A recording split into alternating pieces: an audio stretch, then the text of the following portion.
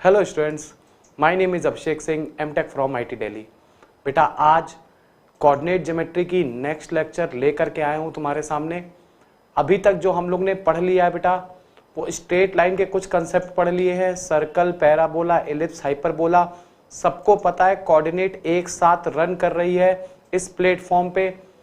किसी भी चैप्टर को हम लोग पूरी तरीके से कवर अप करेंगे तो अगला चैप्टर पूरा अपने आप क्लियर होगा। ये बात मैंने तुमसे पहले भी बोली थी। हमने तुमसे बोला था जैसा सर्कल है वैसे ही पैराबोला है, वैसे ही एलिप्स है, वैसे ही हाइपरबोला है। और ये चारों तुम्हें ढंग से तब आएंगे जब तुम्हें स्ट्रेट लाइन बहुत अच्छे से कवर अप होगा तुम्हारा। तो एक साथ पैरेलल चल रहा है बेटा। अभी तक हमने तुम्हें सर्कल में जो जो बता दिया, सर्कल की इक्वेशंस बता दी, सर्कल की बेटा डायरेक्टर सर्कल की इक्वेशन बता दी, टेंजेंट की इक्वेशन बता दी, तीनों फॉर्म्स में, पैरामेट्रिक फॉर्म में भी, पॉइंट फॉर्म में भी और स्लोप फॉर्म में भी। अच्छा, अब न्यूमेरिकल्स करने के लिए बेटा जैसे ही तुम न्यूमेरिकल करना स्टार्ट करोगे, सर्कल की बहुत छोटी छोटी प्रॉपर्टीज तुम्हारे काम में आने वाली है। तुम जब ये देखोगे कि सर ने तो ये प्रॉपर्टीज बताई नहीं, बेटा ये प्रॉपर्टीज हम 9th और 10th क्लास में पढ़ करके आते हैं। तो कोई भी ट्यूटर बेटा इस पे बहुत ज्यादा फोकस नहीं करता। बहुत सारे बच्चों के न्यूमेरिकल छोटी छोटी जगह फंस रहे थे। तो आज मैंने सोचा चलो सर्कल की प्रॉपर्टी बता डालता हूं सारी। जो बच्चे 9th 10th में नहीं सीरियस थे बेटा, 11th में थोड़ा उन्होंने कम फोकस किया अपने आप पर, तो वो कुछ थ्योरम्स भूल गए हैं। सर्कल के बारे में बहुत छोटी छोटी बातें वो भूल गए हैं बेटा। तो आज केवल उन्हीं छोटी बातों पे डिस्कशन कर लेते हैं। जितनी प्रॉपर्टीज तुम्हें मैक्सिमम मैं बता सकता हूं सर्कल के बारे में वो बता दूंगा, ताकि तुम्हें क्वेश्चन न्यूमेरिकल करते समय तुम्हारा माइंड एकदम क्लियर रहे। मोस्ट प्रॉब्ली ये सारी थ्योरम्स बेटा क्वेश्चन में यूज होती हैं। तो जल्दी से देख लेते हैं बेटा प्रॉपर्टीज ऑफ सर्कल। तो आज केवल प्रॉपर्टीज ऑफ सर्कल के बारे में ही पढ़ेंगे बेटा। प्रॉपर्टीज ऑफ सर्कल के बारे में पढ़ेंगे तो ध्यान से समझना बेटा।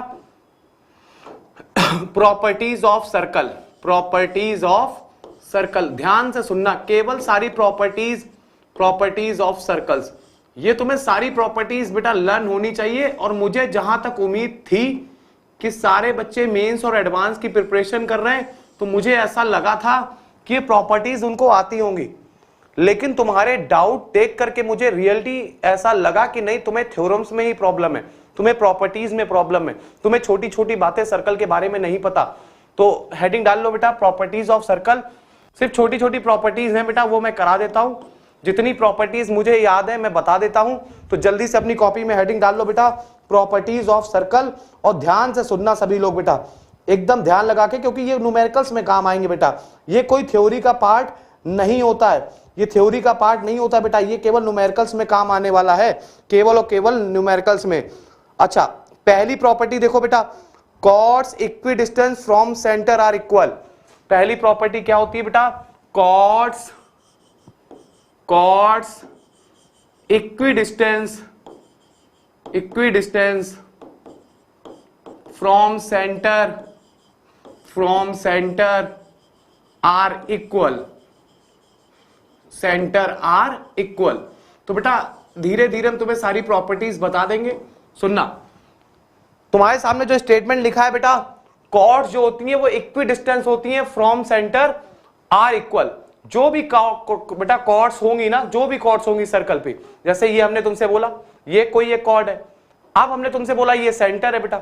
जितनी डिस्टेंस पर सेंटर से ये कॉर्ड होगी, मान लो अल्फा डिस्टेंस पर है, अगर दूसरी साइड भी बेटा अल्फा डिस्टेंस पर कोई कॉर्ड हुई, सेंटर से अल्फा डिस्टेंस पे कोई कॉर्ड हुई, तो तुम ये कॉर्ड और ये कॉर्ड क्या होंगी बेटा? ए बी और सी डी क्या होंगी? ये इक्वल होंगी। क्या होंगी? इक्वल होंगी। तो पहली प्रॉपर्टी न्यूमेरिकल करते समय काम में आएंगी ये वाली सारी बातें। जब तुम न्यूमेरिकल कर रहे होगे तब तुम्हें ये छोटी छोटी बातें पिंच करेंगी बेटा। तुम्हें ये चीजें नहीं पता होंगी तो तुम बड़ी प्रॉब्लम में फंसोगे। तो आज मैंने ये कभी नहीं पढ़ाया बेटा, आज के पहले जरूरत ही नहीं फील करी मैंने। लेकिन जब मैंने इस बार बच्चों को देखा कि नहीं ये छोटी छोटी बातों में फंस रहे, तो बेटा मैंने सोचा कि नहीं चलो एक बार प्रॉपर्टीज बता ही देता हूं। तो आज का लेक्चर रियली बड़ा इंपॉर्टेंट है बेटा, बेहद इंपॉर्टेंट है, क्योंकि वो छोटी छोटी बातें जो न्यूमेरिकल्स पूछता है, बड़ी बड़ी चीजें तो हम सारी बता देते हैं बेटा, छोटी बातें जब न्यूमेरिकल में रह जाती है तो तुम अप्लाई नहीं कर पाते हो। तो पहली चीज, chord equidistance from centre are equal. तो कॉर्ड जो इक्वी डिस्टेंस होती है बेटा, अगर मान लो सेंटर से ये वाली कॉर्ड अल्फा डिस्टेंस पर है और सेंटर से ये वाली कॉर्ड भी अल्फा डिस्टेंस पर है, तो तुम क्या बोलोगे बेटा, दोनों कॉर्ड की लेंथ जो होगी वो इक्वल होगी, ए बी जो है वो सी डी के बराबर होगा। ये पहली बात सबको समझ में आ गई होगी बेटा। अच्छा, दूसरी प्रॉपर्टी, जैसे जैसे तुम सेंटर के नजदीक जाती जाएगी बेटा कॉर्ड, जैसे जैसे सेंटर के नजदीक जाती जाएगी कॉर्ड की लेंथ बड़ी होती जाएगी, कॉर्ड की लेंथ बड़ी होती जाएगी। जो क्लोजर होगी बेटा सेंटर के, उसकी लेंथ ज्यादा बड़ी होगी। तो छोटी छोटी बातें डिस्कस कर रहे हैं बेटा हम तुमसे जैसे ये कॉर्ड है, ये कॉर्ड है, ये कॉर्ड है, बात समझ में आ रही होगी बेटा। अगर हम तुमसे पूछे कि ये पी क्यू कॉर्ड ज्यादा बड़ी है कि सी डी की लेंथ ज्यादा बड़ी है, तो तुम तुरंत बोल दोगे सर पी क्यू की लेंथ जो है वो सी डी से ज्यादा बड़ी है। क्यों? क्योंकि वो सेंटर के ज्यादा पास वाली कॉर्ड है। जैसे जैसे हम सेंटर के नजदीक जाते जाएंगे, जैसे जैसे हम सेंटर के नजदीक जाते जाएंगे बेटा, कॉर्ड की लेंथ जो है वो बढ़ती चली जाएगी। तो PQ की जो लेंथ है बेटा वो CD से 100% ज्यादा ही होगी। इसका मतलब सेंटर से जैसे जैसे तुम दूर चलते चले जाओगे, कॉर्ड की लेंथ छोटी होती चली जाएगी। जो कॉर्ड सेंटर पे लाई करती है, जो कॉर्ड सेंटर से पास करती है, वो सबसे बड़ी कॉर्ड होती है बेटा, उसी का नाम तो डायमीटर होता है। जो कॉर्ड सेंटर से पास करती है वो सबसे बिगेस्ट कॉर्ड होती है और उसी का नाम क्या होता है बेटा, डायमीटर। तो तुम्हें यह भी बात समझ में आती होगी बेटा, जो सेंटर से पास करने वाली हमारे पास कॉर्ड होगी वो कहलाती है डायमीटर। ए बी यहाँ डायमीटर है, तो सबसे बड़ी कॉर्ड क्या होती है, वो ए बी होती है। तो ये दो प्रॉपर्टीज तुम्हें पता होनी चाहिए। सब लोग अपनी कॉपी में नोट कर लो बेटा। आज टाइम पूरा दूंगा, पूरा टाइम नोट करने का टाइम देंगे, क्योंकि बार बार तुम प्रॉपर्टीज के लिए वीडियो उठा के देखो तो मुझे नहीं लगता बेटा कि बार बार वीडियो सुननी चाहिए। एक बार पढ़ लो, अपने आप सारी चीजें क्लियर होनी चाहिए बेटा। तो जल्दी से नोट डाउन कर लो बेटा।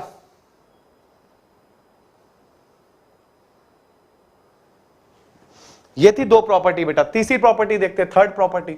तो जल्दी जल्दी बेटा सारी प्रॉपर्टीज देखते हैं एक एक करके।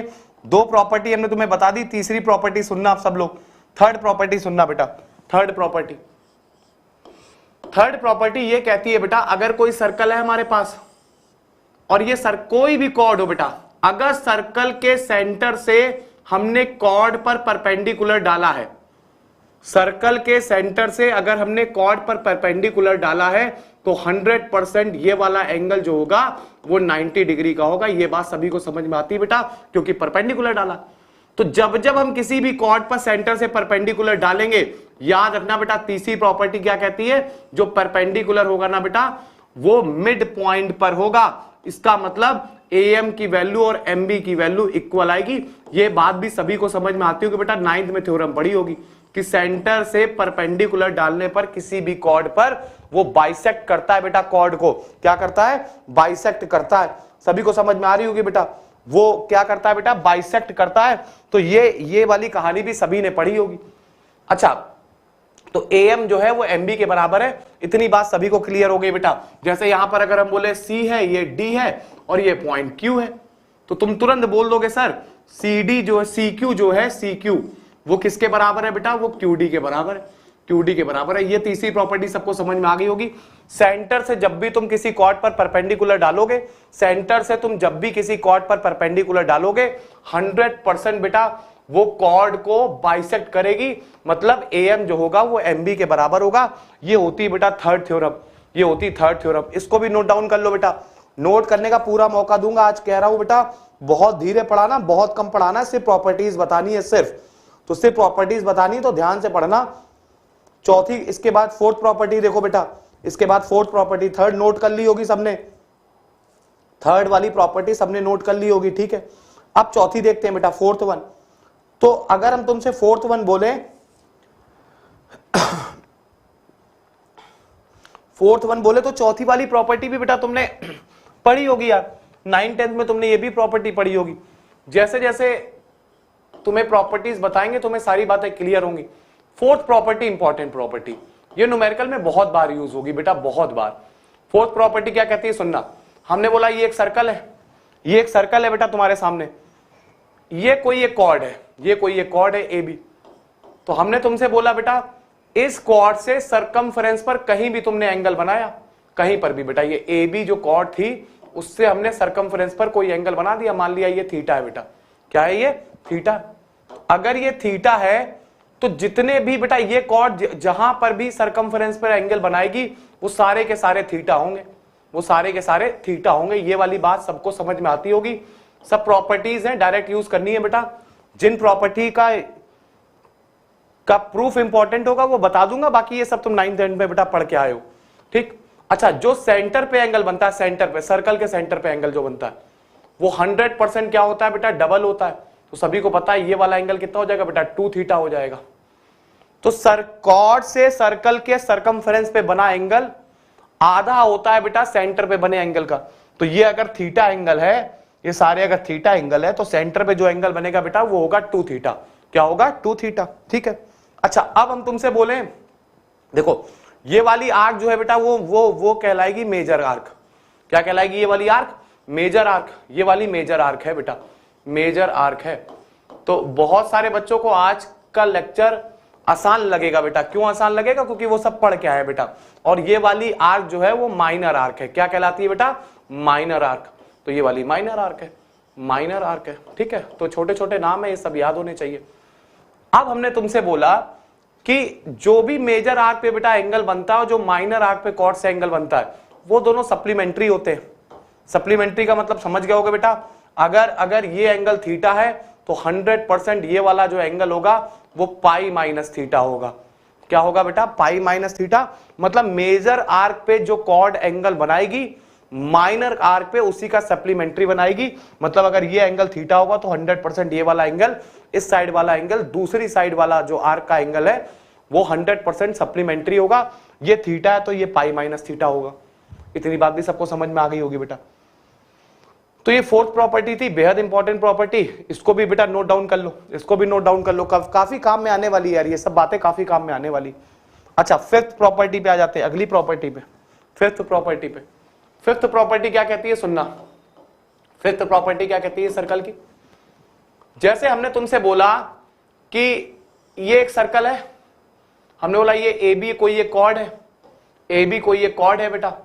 हमने बोला कि जब अगर मान लो पॉइंट पी यहां पर होगा, पॉइंट पी यहां पर है सर्कल के सरकमफेरेंस पे, तो जब भी बेटा कॉर्ड एंगल बनाएगा तो थीटा बनाएगा हर बार। पी पे कितना एंगल बनेगा बेटा, थीटा ही बनेगा सरकमफेरेंस पे। अगर कोई पॉइंट सरकमफेरेंस पे, चाहे वो पी हो, चाहे क्यू हो, चाहे आर हो, हर बार जो एंगल बनेगा वो 100% थीटा बनेगा। कितना बनेगा बेटा, वो थीटा ही बनेगा। लेकिन अगर यही पॉइंट पी जो होता, अगर मान लो सर्कल के बाहर लाई करता, यही पॉइंट पी जो होता वो अगर मान लो बेटा सर्कल के बाहर कहीं लाई करता, तो 100% जो अब एंगल बनेगा वो जो होगा बेटा वो थीटा से छोटा होगा। अगर कोई पॉइंट कॉर्ड जो होती है बेटा, अगर वो सरकमफेरेंस पे एंगल बनाती है तो अगर उसको अगर हम लोग थीटा बोलना है, और अगर वही कॉर्ड सर्कल के बाहर कोई पॉइंट है पी, सर्कल के ऊपर है तो थीटा एंगल है, सर्कल के बाहर है तो अल्फा एंगल है। हमेशा जो थीटा होगा वो बड़ा होगा बेटा अल्फा से। सरकमफेरेंस पर बनने वाला एंगल बाहर बने वाले पॉइंट से बनने वाले एंगल से हमेशा बड़ा होता है। ये बात सभी को पता होनी चाहिए बेटा। और अगर मान लो यही पॉइंट अंदर होता सर्कल के, अब जो एंगल बनता मान लो बीटा बनता, तो अंदर वाला एंगल 100% बड़ा होगा बेटा, बीटा बड़ा हो जाएगा थीटा से। तो ये दो बातें तुम्हें बिल्कुल पता होनी चाहिए। बहुत बार थ्योरम इस थ्योरम का यूज करेंगे बेटा, है ना, और तुम लोग को ये बातें पता नहीं होती तो फंस जाते हो क्वेश्चंस में। तो एक बार 5 प्रॉपर्टीज अभी तक बता दी, पांचों प्रॉपर्टीज जरा एक बार फिर से देख लो बेटा। पहली प्रॉपर्टी क्या कहती थी, पहली प्रॉपर्टी क्या कहती थी सर्कल की, पहली प्रॉपर्टी कहती थी, हाँ पहली प्रॉपर्टी क्या कह रही थी बेटा, chords equidistance from centre are equal. Chords अगर इक्विडिस्टेंस है सेंटर के तो वो इक्वल होंगे, ठीक है।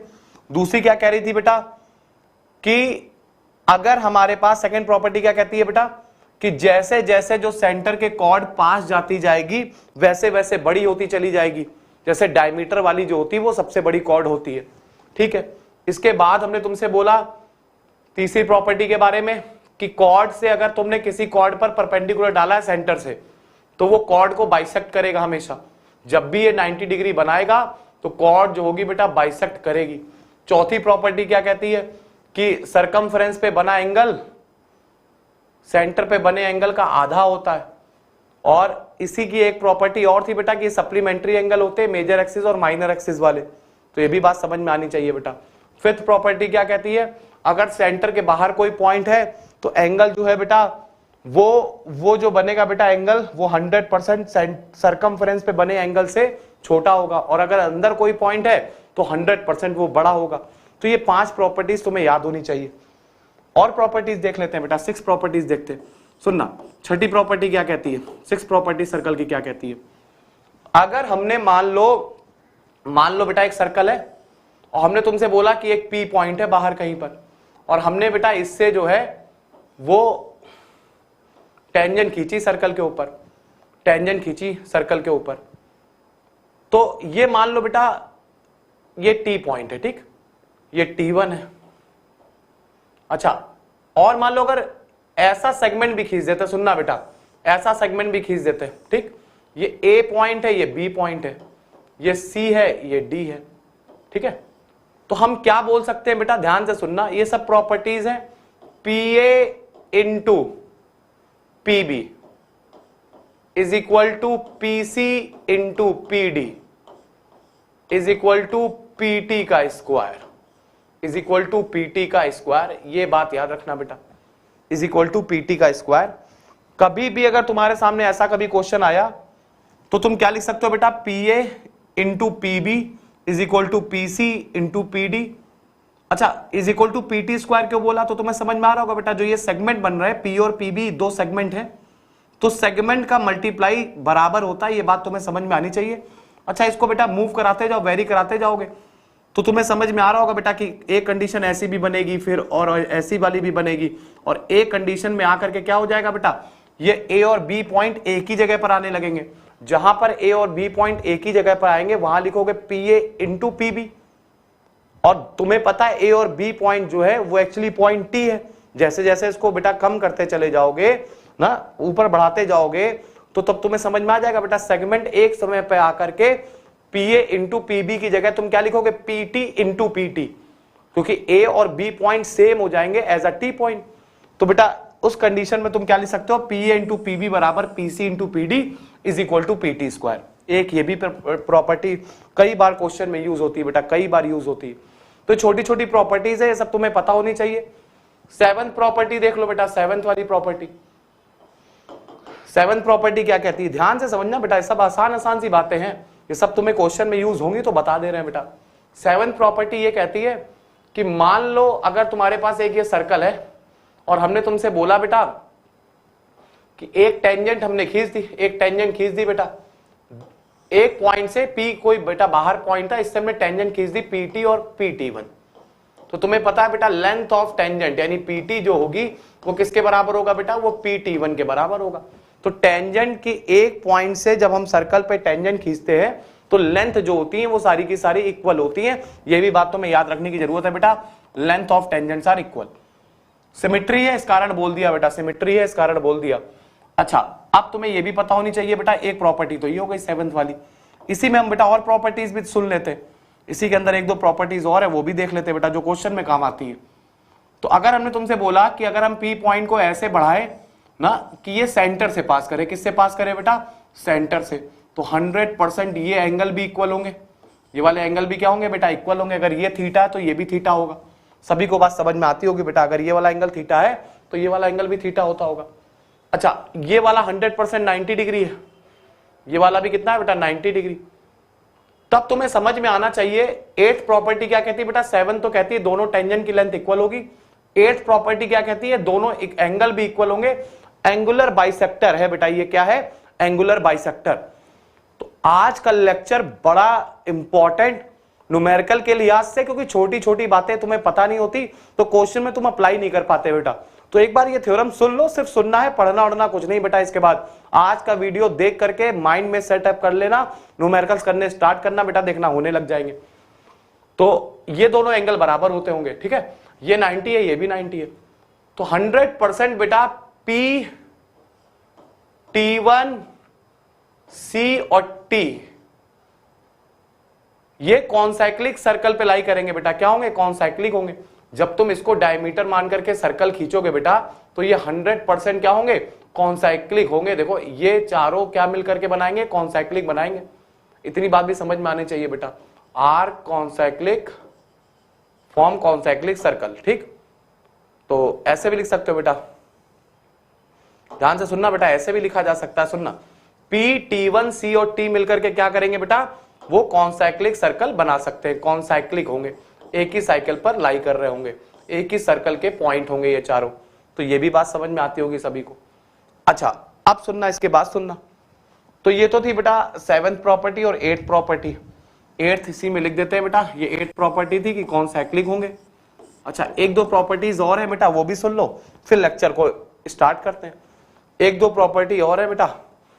तो जैसे अगर हम तुमसे बोले कोई एक सर्कल है और हमने तुमसे बोला कि मान लो इससे हम लोग ने इसको आगे बढ़ाया, यहां टेंजेंट खींची, इसको आगे बढ़ाया, ठीक, यहां सर्कल खींची, टेंजेंट खींची, इसको आगे बढ़ाया, और यहां पर टेंजेंट खींची, इसको आगे बढ़ाया। तो अगर हम तुमसे बोले, ध्यान से सुनना बेटा, अगर हम तुमसे बोले कि ये P है, ये Q पॉइंट है, ये R पॉइंट है और ये S पॉइंट है, तो अगर हम तुमसे बोले कि PQRS एक क्वाड्रिलेटरल बना रहे हैं, तो इसमें कोई बुरी बात तो है नहीं। PQRS जो है बेटा वो एक क्वाड्रिलेटरल फॉर्म कर रहे हैं, और ये जो क्वाड्रिलेटरल है उसने एक सर्कल को इंस्क्राइब किया हुआ है, मतलब उसके अंदर एक सर्कल लाई कर रहा है बेटा। तो हम लोग ये भी बोल सकते हैं, सुनना बेटा, अगर इसको C मान ले, इसको D मान ले, इसको A मान ले, इसको B मान ले, तो हम ये भी बोल सकते हैं बेटा, बहुत बार क्वेश्चन में ये प्रॉपर्टी यूज करेंगे हम लोग ऐसा बोल सकते हैं बेटा कि QB plus BR plus PD plus DS, opposite side का जो सम होगा बेटा PC plus CQ plus AS plus AR। ये भी बात सबको समझ में आती होगी बेटा, ये भी एक प्रॉपर्टी है सर्कल से रिलेटेड, ये भी एक प्रॉपर्टी है। कैसे प्रूफ हुई बेटा, अगर तुम इस Q पॉइंट से टेंजेंट खींचो तो तुम्हें पता है लेंथ ऑफ टेंजेंट जो होती है वो इक्वल होती है। इसका मतलब अगर ये अल्फा होगी, QB अल्फा होगी, तो QC भी अल्फा होगी। इसी तरीके P पॉइंट को अगर एक बाहर वाला पॉइंट मान के टेंजेंट खींचते तो तुम्हें पता है ये लेंथ और ये लेंथ इक्वल होंगी, मतलब अगर ये बीटा होगी तो ये भी बीटा होगी बेटा। अच्छा अगर ये और ये वाली टेंजेंट होती, तो अगर ये गामा होती तो ये भी गामा होती, ये डेल्टा होती तो ये भी डेल्टा होती। यार इतनी बात सबको समझ में आ रही होगी यार, इतनी बात सबको समझ में आ रही होगी बेटा। सॉरी, ये बीटा, ये डेल्टा है बेटा, तो ये भी डेल्टा होगी। जैसे देखो S पॉइंट को अगर खींच के मानोगे, S पॉइंट को देख करके मानोगे ना कि S पॉइंट से हमने टेंजेंट खींची, तो अगर ये वाली डेल्टा है तो ये भी डेल्टा होगी बेटा, ये गामा है तो ये भी गामा होगी। सबको समझ में आ रहा होगा बेटा। तो अब बताना बेटा, हमने तुमसे बोला कि देखो ये अपोजिट साइड को ऐड करो तो alpha plus beta plus gamma plus delta, यहां की अपोजिट साइड को ऐड करो तो alpha plus beta plus gamma plus delta. 100% बराबर है बेटा, दोनों साइड की जो लेंथ है अपोजिट साइड का सम करने पर alpha plus beta plus gamma plus delta वो alpha plus beta plus gamma plus delta के बराबर है। ठीक, तो ये तो सारी बातें हो गई बेटा प्रॉपर्टीज के तौर पे कि तुम्हें प्रॉपर्टीज लर्न होनी चाहिए, सारी की सारी प्रॉपर्टीज। ठीक, अच्छा अगली प्रॉपर्टीज पे आ जाते हैं बेटा। आज केवल और केवल प्रॉपर्टीज ही पढ़ाएंगे बस, तो जितनी प्रॉपर्टीज है तुम्हारे सामने सुन लो। तो अगली प्रॉपर्टी क्या बेटा, प्रॉपर्टी नंबर 10। 10th प्रॉपर्टी क्या कहती है, सुनना। हमने तुमसे बोला, एक प्रॉपर्टी तुम्हें बताई थी बेटा, हमने तुमसे बोला कि जब भी कोई कॉर्ड अगर है AB, तो अगर तुमसे बोला जाए कि वो वाले सारे एंगल बताओ जब कॉर्ड AB जो है वो कांस्टेंट एंगल जनरेट करे, कांस्टेंट एंगल बनाए, तो वो वाली सारे एंगल हमें बताने वो कहां कहां पे उनका लोकस क्या है, क्या बताना बेटा उसका लोकस क्या है। तो तुम्हें पता कॉर्ड AB तो बेटा एक ही कंडीशन में सारे एंगल बराबर कर सकती है, जब वो सरकमफेरेंस पर एंगल बनाए। देखो ये अगर थीटा है, अगर हम तुमसे बोलें, ध्यान से सुनना बेटा, अगर इसको हटा देते हैं फिर से एक बार बता देते हैं, सुनना। अगर हम तुमसे बोले कि एक सर्कल है, हमने तुमसे बोला ये कोई कॉर्ड है AB, ठीक है, ये कोई कॉर्ड है AB, तो तुम्हें वो वाले सारे पॉइंट के लोकस बताने हैं, वो वाले सारे पॉइंट के लोकस बताने हैं बेटा जब कॉर्ड AB जो है वो एक कांस्टेंट एंगल जनरेट करे। तो कांस्टेंट एंगल तो तभी जनरेट कर सकती है बेटा जब हमारे पास वो सरकमफेरेंस पर एंगल बनाए। कॉर्ड ए बी किसमें एंगल बनाए? सरकमफेरेंस के किसी पॉइंट पर। चाहिए पी पॉइंट का लोकस अब तुमसे पूछा है कि कब कब कांस्टेंट एंगल जनरेट हो सकता है। ठीक है, तो बेटा इसका मतलब समझ रहे हो यार, ये भी थीटा होगा, ये भी थीटा होगा, बात समझ में आ रही होगी बेटा। तो इन सारे पॉइंट का लोकस हमें बताना है। तो ऐसे तो इनफाइनाइट पॉइंट हो सकते हैं बेटा, इनफाइनाइट पॉइंट हो सकते हैं, इनफाइनाइट पॉइंट। सभी को बात समझ में आ रही होगी बेटा। अच्छा बच्चे, अब ये तुम मत भूलना कि जैसा सर्कल ऊपर बना है सेम, अच्छा बताओ इसी सर्कल को इस कॉर्ड के अलोंग अगर मूव करा दे तो एक सर्कल ऐसा भी बन जाएगा, एक सर्कल ऐसा भी बन जाएगा बेटा, जहां पर जितने भी एंगल बनेंगे इस कॉर्ड से वो सारे के सारे थीटा होंगे, हाँ या ना? एक एंगल ऐसा भी बन जाएगा बेटा। तो अगर कोई तुमसे पूछे कि कैसा शेप बनेगा जब सारे के सारे एंगल इक्वल हो, कॉर्ड से खींचे गए सारे एंगल इक्वल हो, तो कैसा शेप बनेगा बेटा? तो सभी को समझ में आना चाहिए ये कुछ 8 टाइप का ऐसा फिगर बन जाएगा, कुछ 8 टाइप का ऐसा फिगर बन जाएगा। इन पॉइंट्स पर जितने भी पॉइंट्स होंगे ना, इस सरकमफेरेंस पर जितने भी पॉइंट्स होंगे इस सरकमफेरेंस पर जितने भी पॉइंट्स होंगे वो सारे के सारे कॉर्ड ए बी से, ये है कॉर्ड ए बी बेटा, ये तुम्हारे पास कॉर्ड ए बी है, ये वाली कॉर्ड ए बी है। तो जितने भी पॉइंट खींचोगे, चाहे ये खींच लो, चाहे ये वाला खींच लो, चाहे ये खींच लो, चाहे ये वाला लगा लो बेटा, चाहे ये वाला खींच लो, चाहे ये वाली बेटा एंगल देख लो, चाहे ये वाला एंगल देख लो, सॉरी कॉर्ड ए बी से खींचना, चाहे ये वाला एंगल देख लो ना, तो ये सारे के सारे क्या होंगे बेटा? इक्वल होंगे। बात समझ में आ रही होगी बेटा? तो सारे के सारे इक्वल होंगे। तो कौन से इक्वल होंगे? एक बार हम फिर से तुम्हें दिखा देते हैं बेटा। ये 8 टाइप का जो फिगर बन रहा है ना, इस 8 टाइप का, ये वाला ऐसे और ऐसे, तो ये जो कॉर्ड ए बी है बेटा, ये जो कॉर्ड ए बी है, ये वाली कॉर्ड जो ए बी है, सभी को समझ में आ रहा होगा बेटा कि ये जो ए बी कॉर्ड है, इसको मत देखना फिर बता रहे बेटा। देखो फिगर कैसा है, एक बार ध्यान से देख लेना बेटा। फिगर ऐसा बना हुआ है ना, इसको ये 2 सर्कल मत समझना, ये 8 टाइप का फिगर बनेगा, सिर्फ 8 टाइप का फिगर। देखो जैसा एक कॉर्ड हमारे पास ऐसा था सर्कल, और ये वाली कॉर्ड थी बेटा, तो दूसरा सर्कल ऐसा बना, दूसरा सर्कल ऐसा बना। इतने पार्ट को मत लेना, ये वाला पार्ट तो ना एंगल ज्यादा वाला है, कम वाला तो नहीं है। तो अब बात समझ में आ गई होगी बेटा। तो अब हमारे पास कितना पार्ट है जो बेटा सेम एंगल जनरेट कर रहा होगा, same angle, constant angle generate कर रहा होगा, वो कितना पार्ट है? तो वो ये व्हाइट वाला पार्ट है बेटा, सिर्फ ये व्हाइट वाला पार्ट। ये जो पार्ट है वो 100% क्या कर रहा है बेटा?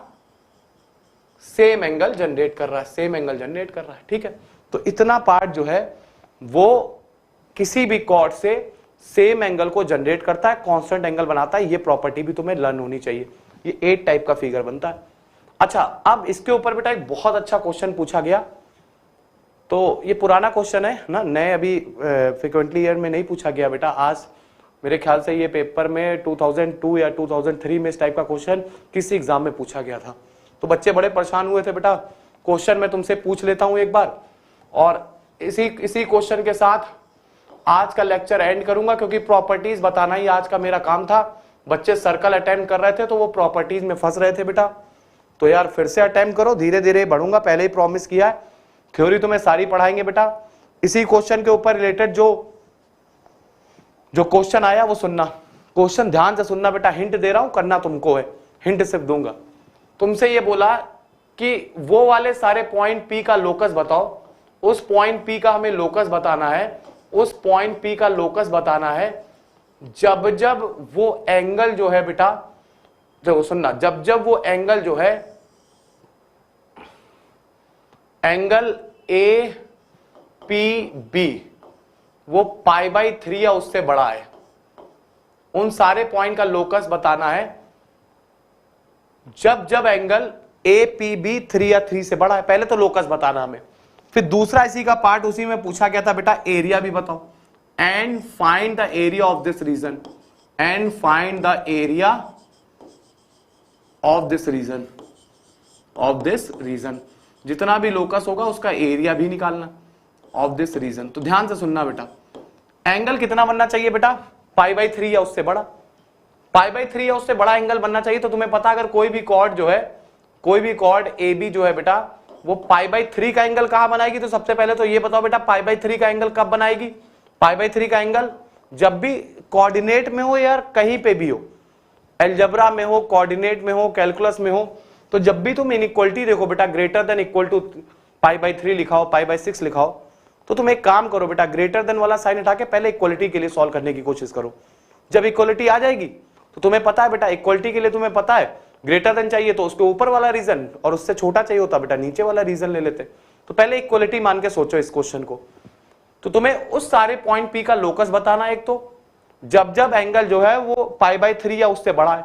तो हमने तुमसे पहले भी बोला था बेटा, एंगल π/3 या उससे बड़ा कब कब आ सकता है, तो जब भी तुम बेटा इस कॉर्ड से सरकमफेरेंस पर, अगर सरकमफेरेंस पर तुम कभी भी एंगल बनाते हो और अगर वो π/3 होता तो बेटा अंदर कभी भी एंगल बनाओगे, अंदर मान लो ये क्यू पॉइंट अंदर है, तो 100% बेटा ये जो एंगल है, ये वाला एंगल बीटा जो एंगल है वो 100% π/3 से बड़ा होगा।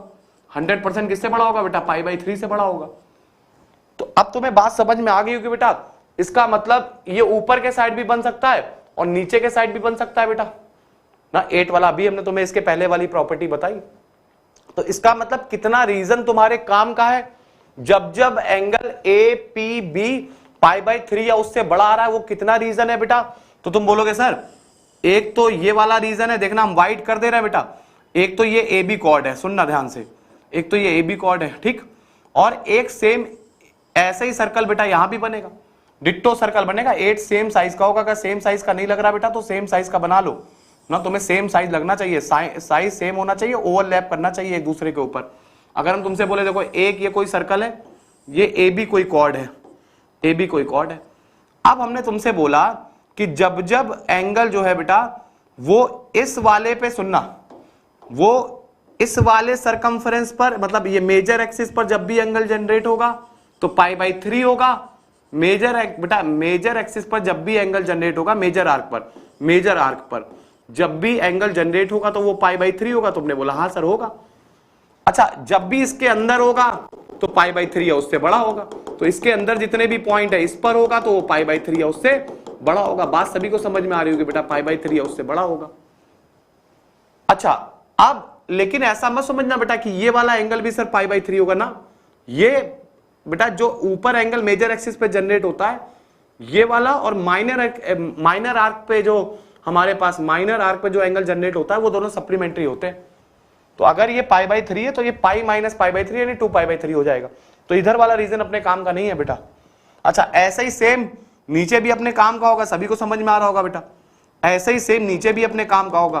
तो ये तुम्हारा लोकस आ गया बेटा, जो ये ब्लू वाला सारा पार्ट है ना, ब्लू वाला सारा पार्ट, ये तुम्हारा लोकस आ गया। तो पहले पार्ट का तो आंसर सबको समझ में आ गया होगा, इतने रीजन के अंदर जहां ये डॉट डॉट डॉट है और प्लस सरकमफेरेंस, इतने रीजन के अंदर 100% जो है बेटा, इतने रीजन के अंदर एंगल जो है वो π/3 या उससे बड़ा आएगा, एंगल जो है π/3 या उससे बड़ा आएगा, इतना रीजन। अब सेकंड पार्ट कह रहा है इस इतने रीजन का एरिया निकालो, ये ब्लू वाले सारे पार्ट का एरिया निकालो।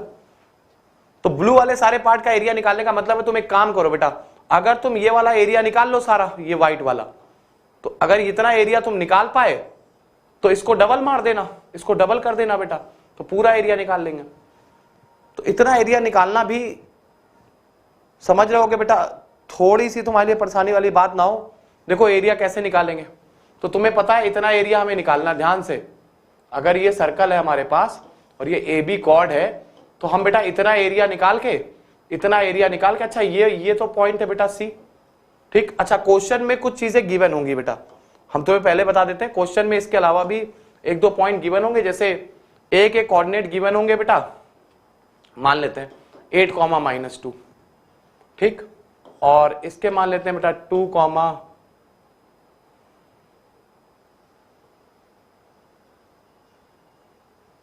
-6, चलो कुछ भी मान लो, ठीक। देखते हैं बेटा, तो आसान ऐसे कोऑर्डिनेट मान लो ताकि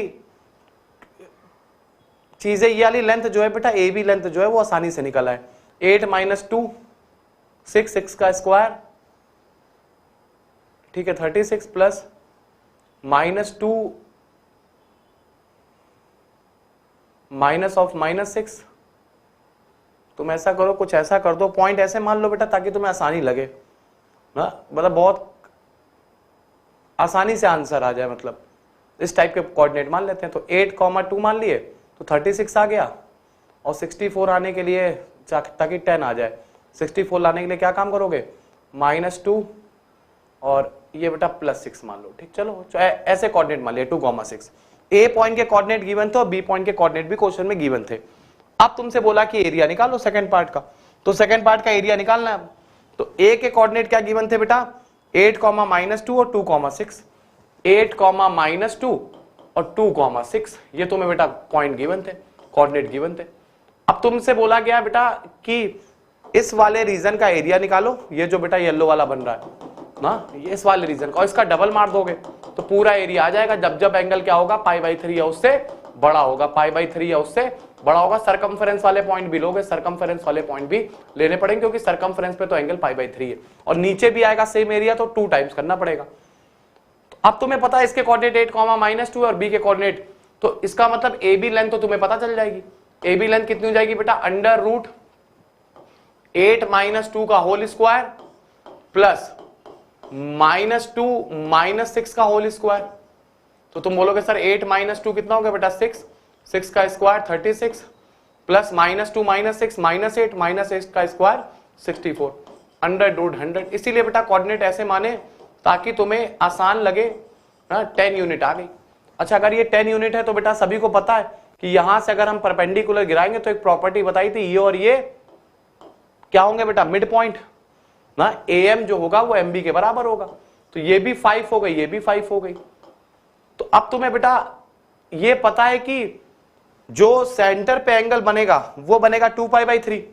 सभी को समझ में आ रहा होगा बेटा, सेंटर पे एंगल कितना बनेगा, 2π/3। क्यों, क्योंकि किसी भी पॉइंट पर एंगल जो बन रहा है वो π/3 का बन रहा है, क्वेश्चन में दिया है बेटा।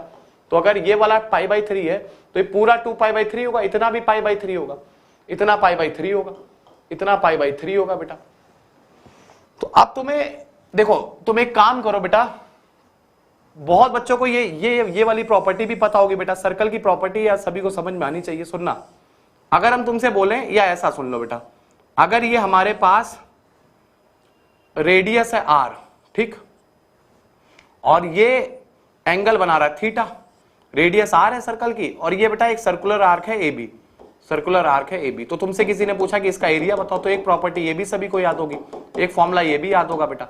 तो फॉर्मूला क्या होता है बेटा, एरिया निकालने का, एरिया निकालने का फॉर्मूला होता है ½ r² × theta, ½ r² × theta. Theta यहाँ रेडियन में होता है बेटा, कभी डिग्री में दिया हो तो रेडियन में चेंज करना, कभी डिग्री में दिया हो तो रेडियन में चेंज करना। अच्छा, कभी कभी तुम्हें लेंथ ऑफ आर्क भी का भी फॉर्मूला पता होगा, length of arc, length of arc, तो वो क्या है बेटा, AB। AB ना लिखो बेटा, AB का मतलब तो ये वाली लेंथ हो जाएगी ना, ये वाली लेंथ हो जाएगी। आर्क का लिख रहा है बेटा तो AB का आर्क लिख लो, इसका ना, ये हो जाएगा r थीटा। समझ में आ रहा होगा यार, AB लिख देते सिर्फ तो बेटा वो कॉर्ड बन जाती ना, आर्क लिखने का मतलब है AB के ऊपर ऐसा आर का तुम्हें साइन लगाना पड़ेगा, तब तुम लिख पाओगे r थीटा। तो ये दो फॉर्मूले जिसको नहीं याद है वो याद कर ले यार ना, इंपॉर्टेंट फॉर्मूले, ये भी काम में आएंगे तुम्हारे। तो अब तुम्हें पता है बेटा कि अगर सर्कुलर आर्क का एरिया जो होता है वो ½ r² थीटा होता है। तो तुम्हें अगर ये एंगल 2π/3 पता है बेटा, तो 100% ये वाला एंगल, व्हाइट वाला एंगल, ये पूरा 4π/3 हो जाएगा। कितना एंगल हो जाएगा बेटा, डबल, देखो ना, ये अगर 2π/3 है तो ये वाला क्या होगा, 2π - 2π/3, 2π - 2π/3 दैट इज 4π/3। तो अब तुम ये वाला एरिया तो निकाल ही सकते हो यार, एटलीस्ट ये आर्क बन रहा है 4π/3 का, तो ये वाला एरिया तो निकाल सकते हो। कैसे निकाल सकते हो बेटा, ये वाला निकाल दो और ट्रायंगल का एरिया जोड़ दो। ट्रायंगल का एरिया तुम्हें निकालना आता है ½ × बेस × हाइट, उससे भी निकाल सकते हो कुछ बच्चे। अच्छा, अब ½ r² थीटा, तो तुम्हें r², तुम्हें ये लेंथ तो पता ही है बेटा, देखो AC लेंथ पता है बेटा, AC तो रेडियस है। तो देखो आर्क का एरिया निकालेंगे कैसे, आर्क का एरिया, आर्क का एरिया प्लस ट्रायंगल का एरिया, प्लस ट्रायंगल का एरिया, और इसका डबल कर दोगे तो ये तुम्हारा आंसर है बेटा। डबल क्यों, क्योंकि नीचे भी ऐसा ही एरिया बनेगा, सेम डिट्टो ऐसा एरिया नीचे भी बनेगा, इसलिए 2 टाइम्स कर दिया। अच्छा बताओ अब आर का एरिया कितना हो जाएगा बेटा, आर का एरिया हो जाएगा ½ r² थीटा। तो r² क्या है बेटा, AC का स्क्वायर, AC आसानी से निकाल सकते हो यार। और थीटा कितना है बेटा 4π/3। AC बेटा आसानी से निकाल सकते हो AC। कैसे निकालोगे? तो तुम्हें पता है बेटा, अगर हम लोग sin π/3 की बात करें ना, देखो sin थीटा बराबर क्या होता है, सभी को पता है बेटा कि sin थीटा बराबर होता है perpendicular upon hypotenuse, perpendicular upon hypotenuse. तो sin π/3 किसके बराबर हो जाएगा, जल्दी से बताओ। sin π/3 बराबर हो जाएगा बेटा, ये π/3 एंगल है तो इसके सामने वाला बेटा ये परपेंडिकुलर का काम करेगा, AM परपेंडिकुलर का काम करेगा, अपॉन AC हाइपोटेनस है बेटा, AC हाइपोटेनस है।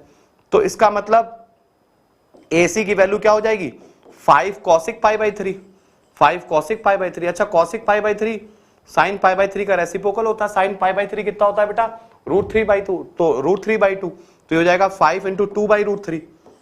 तो सभी को समझ में आ गया बेटा 10/√3, ये आ गई रेडियस। तो जैसे ही 10/√3 डालोगे यहां पर 10/√3 का स्क्वायर करोगे बेटा तो 2 टाइम्स हाफ 10/√3 का स्क्वायर करोगे तो 100/3 आ गया इंटू 4π/3।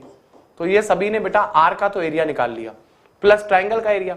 अच्छा ट्रिग्नोमेट्री अगर तुम पढ़ के आए हो बेटा 11th के, जब तुम ट्रिग्नोमेट्री पढ़ ली होगी तभी तो कोऑर्डिनेट ज्योमेट्री पाओगे बेटा। तो ट्रिग्नोमेट्री में एक फॉर्मूला तुमने ये भी सुना होगा कि अगर एरिया निकालना हो तो हाफ AC साइन B, अगर ये A है बेटा, ये B है, ये C है, A के सामने वाली साइड स्मॉल है, B के सामने वाली साइड स्मॉल B, C के सामने वाली साइड स्मॉल C, तो इसका ट्रायंगल का एरिया ये भी होता है हाफ AB साइन C।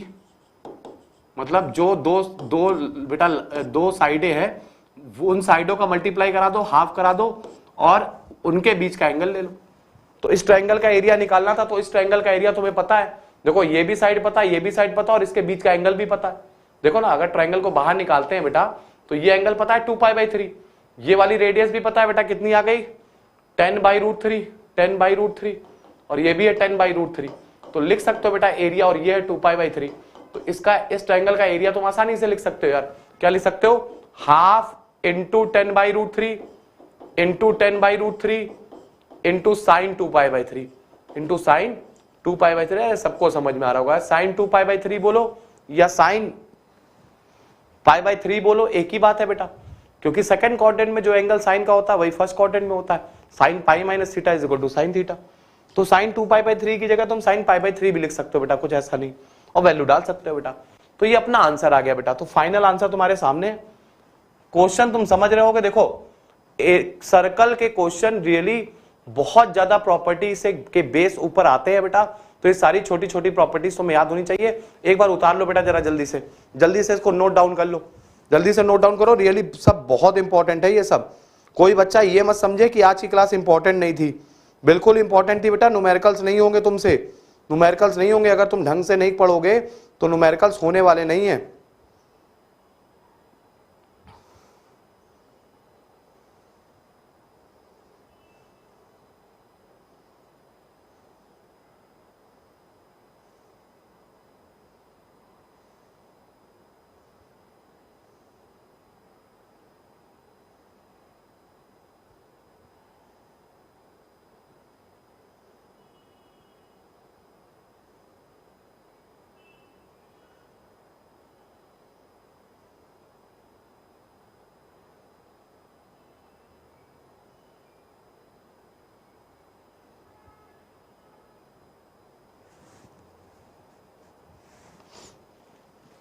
ठीक है, इतनी बात समझ में आ गई होगी बेटा।